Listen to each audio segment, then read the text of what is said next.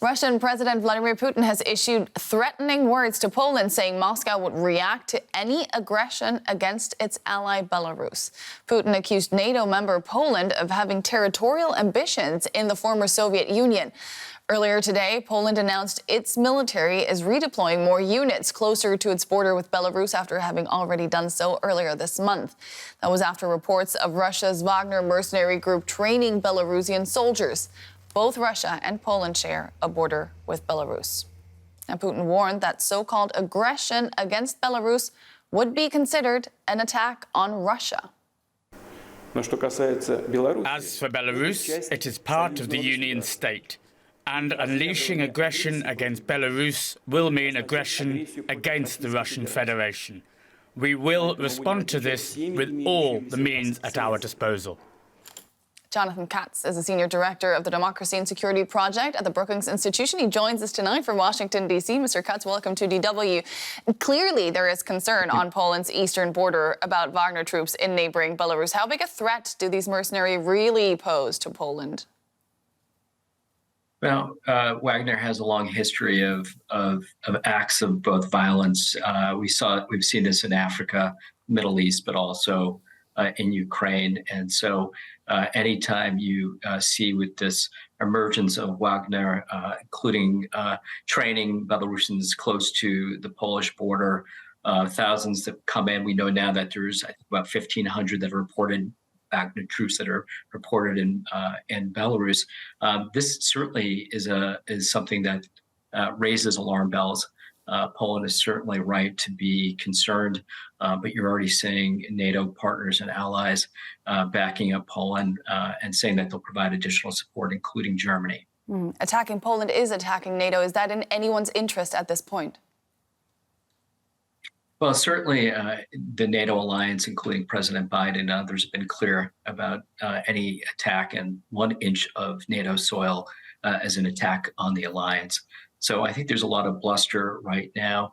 What's disconcerting is that you hear increased rhetoric, including coming from Mr. Putin about threats to the West. And I think today that was certainly a direct threat to Poland, such an important ally that's been critical in support of Ukraine in its fight against Russia. So it's something clearly that we need to watch. And I think there are things that we can certainly do to strengthen efforts to address these networks like Wagner, including increased enhanced sanctions.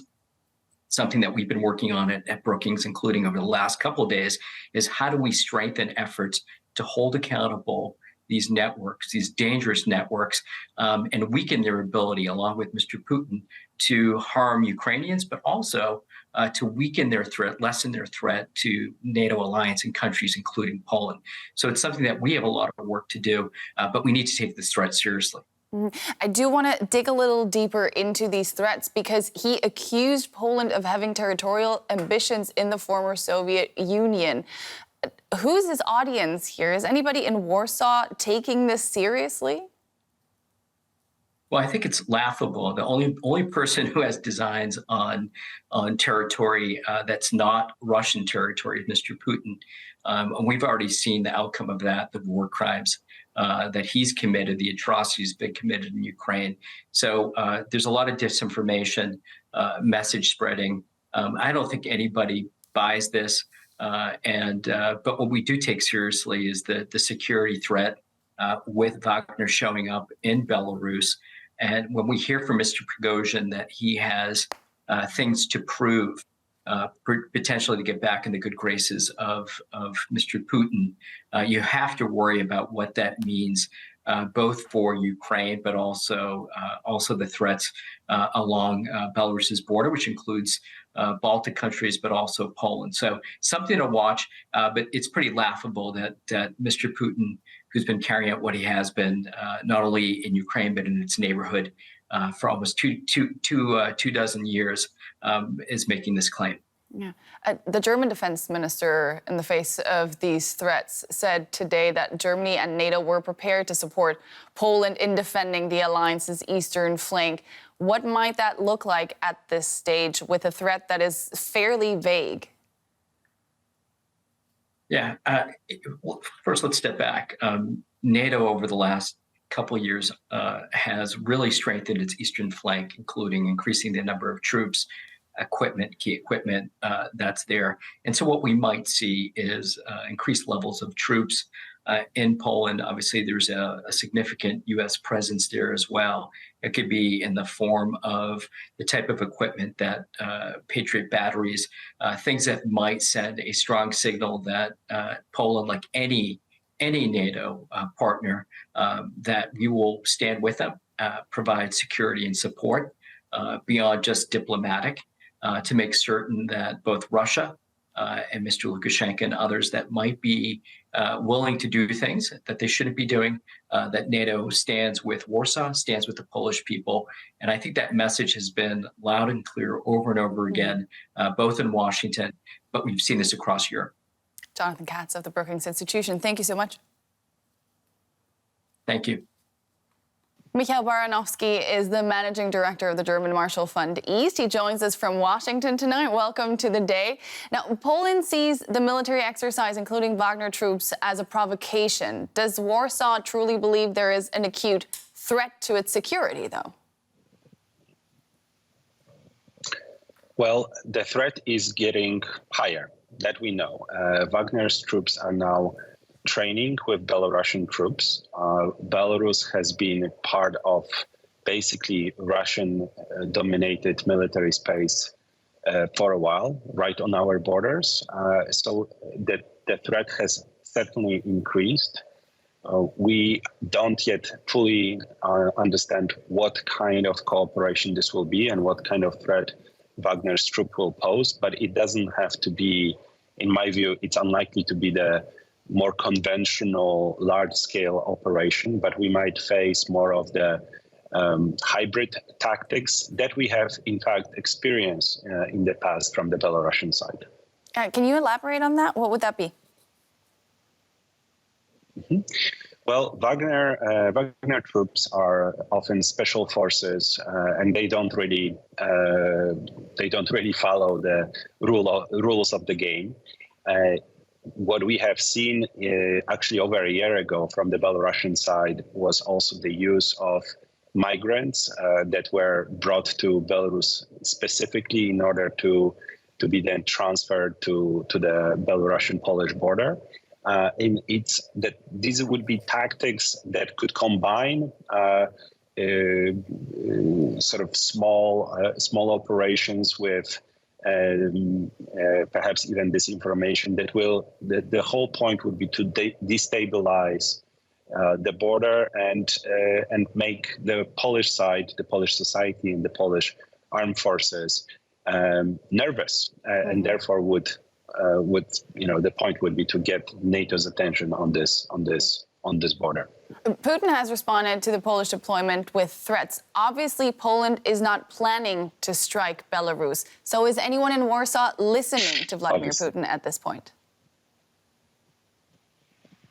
Obviously, Poland is not planning to strike anyone. NATO is the defensive alliance. Poland is only focused on the defense of its borders. It's yet another provocation by Putin. He apparently is trying to take advantage of the very dangerous situation for him, which was the Prigozhin's mutiny, and try to put pressure on NATO. I think we should take Putin seriously in terms of his threats, even though he, of course, has threatened the alliance before. The NATO and the Polish side needs to be ready in case there is something fishy and dangerous going on the Belarusian side of the border. Mm-hmm. So when Vladimir Putin accuses Poland of having territorial ambitions in the former Soviet Union, who is his audience here? I'm smiling because it's really absolutely ridiculous that he makes this kind of accusation while launching an aggressive war against Ukraine in order to get territorial conquest against its peaceful neighbor. So his audience is domestic. His audience is this is a way to stir up his society, to perhaps his audience is also in Belarus or maybe even in Ukraine, trying to divide Poland and Ukraine, which are now have closer relations than ever before. But again, it's Vladimir Putin who is turning a total lie and really portraying his own motivations and ambitions and putting this into on the side of NATO country, and in this case of Poland. This is just a switch that he has used many times before. How keen is Alexander Lukashenko, the Belarusian leader, to be dragged into Russia's mess and be a pawn in this game? That's a very good question. I don't think he's very keen at all. He is someone who has been trying to preserve as much of his own authority and as much of Belarusian sovereignty. He's losing this game. Belarus is more and more dominated by Russia. It's not only the Wagner's troops, it's not only Prigozhin, but it's also the placement of nuclear weapons on the ground in Belarus. So he is playing a very dangerous game that if he loses, he will lose not only his power, but perhaps his life in the hands of Vladimir Putin. I want to shift our gaze back to Poland. If we look at how NATO is responding to Russia's invasion of Ukraine, what has Poland's role been, and how do you think it's likely to develop as this war drags on?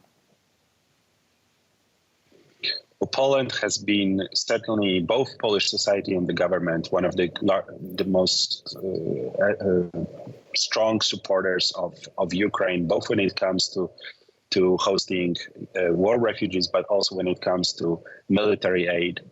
Poland has passed on over 300 tanks and much more than that, other material to Ukraine. We understand that Ukraine is fighting war both for its own sovereignty and security, but also that NATO and we in particular are benefiting from it tremendously. Now, there is a parliamentary election coming up in Poland, and even though across the party lines we see huge support for Ukraine, there are parties who question that support from the far right. So I'm a little bit worried about it. I'm not super worried about it yet, but do watch this space, especially as more right-wing parties are fighting for votes in these upcoming elections. Michał Baranowski of the German Marshall Fund, thank you so much for your time. Thank you very much.